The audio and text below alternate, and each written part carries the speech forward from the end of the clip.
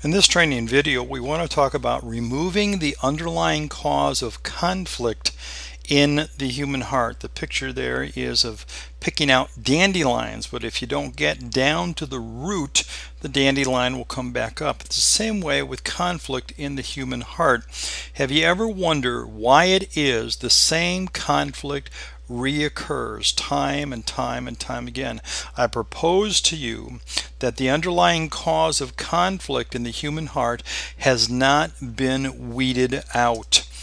What are some underlying causes of conflict in the human heart that generate the same issues time and time and time again? These are areas that we need to pay attention to as we help people. The first one is attitudes.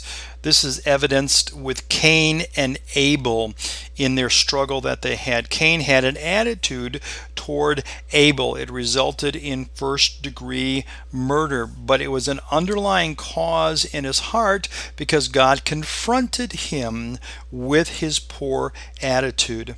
Partial obedience is demonstrated with Abraham and Lot.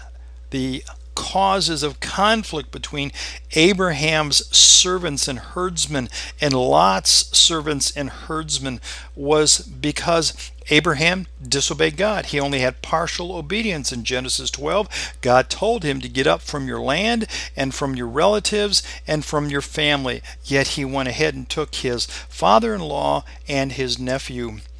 Unforgiving spirit is demonstrated by Paul and Barnabas.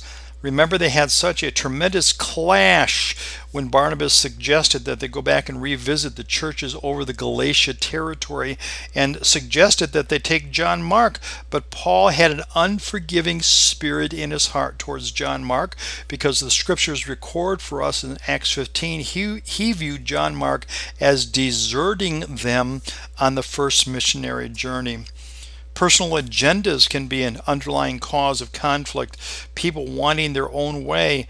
We have this story told in Philippians chapter 4 where Paul from the Roman prison writes to his fellow yokeman and tells him, please intervene with Euodia and Syntyche. They were fighting. They had personal agendas that was creating unrest in the church at Philippi. Laziness is demonstrated by Ahab and Naboth. Remember, Naboth had his vineyard outside of the palace. Ahab wanted that. He was lazy, yet Naboth understood the Levitical code that this was a family inheritance and could not be sold. And so the underlying conflict in Ahab's heart of laziness resulted in him sharing with Jezebel, who came up and concocted a plan that resulted in his murder, Nabal. Then there is jealousy. Moses, Aaron, and Miriam demonstrated jealousy to where Aaron and Miriam had jealousy towards Moses because they viewed him, not rightfully so, as the only exalted leader. Yet they were in positions of leadership as well. And then you have the jealousy between Rachel and Leah and Jacob, where Rachel cries out to her husband, give me children or I die. And Jacob says, I'm not in charge of that situation. God is. So jealousy can be an underlying cause of conflict. The root of bitterness between David and Absalom. Absalom waited 2 years for his father to do something about the incest between Tamar and Amnon. He waited another 3 years after he committed first-degree murder before he was brought back to the palace. He waited 2 more years for his father to talk with him and reestablish the relationship. And there was this great bitterness to where he instituted a military and government coup.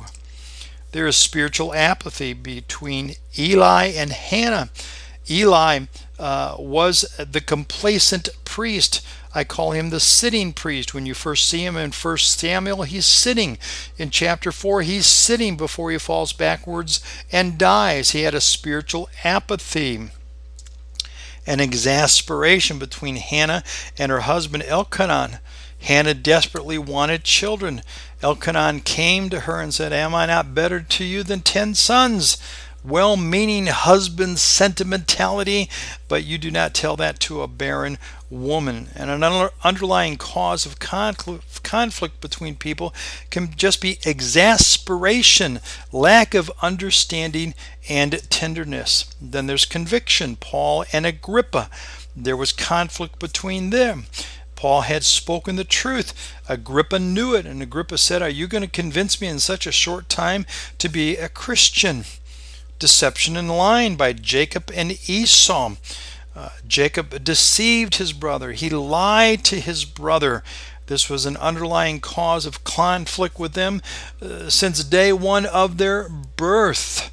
And it would continue on for another 20 years until they are reunited, and Esau evidently forgot all about what had taken place because God had blessed him.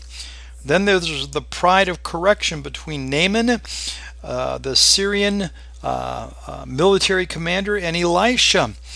Naaman was extremely wrought with Elisha, who told him to go dip down in the river. And Naaman said, "We have cleaner rivers in my hometown." And there was conflict there because he was being corrected. And then there was self-righteousness between the Pharisees and Jesus, which is evident on biblical standards. Samson and his parents. His parents were given the standard of raising Samson. They knew what they could do and what they could not do.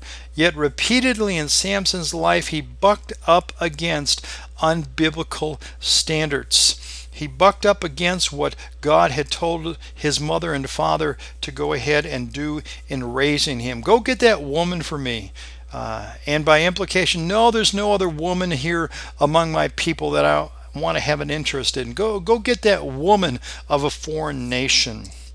And then distrust with Zacchaeus and the crowd. Great conflict between them because he was basically a extortionist.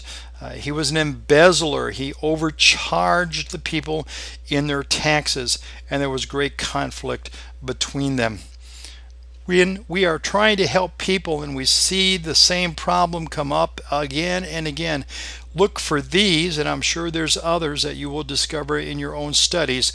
Look for these underlying causes. Instead of just pulling the dandelion head off at grass level, go get that little prong tool and dig down to the roots, so when you pull it up you see all of the roots that are there, and you will have confidence that that dandelion is not going to come back and create problems. The same way in our helping people.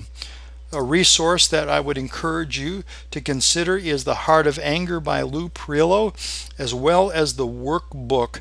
Excellent resources that are here, geared towards young people and children, but can be easily adapted to adults as well. For more information about Mount Carmel Ministries on the World Wide Web, please check us out at www.mountcarmelmin.org.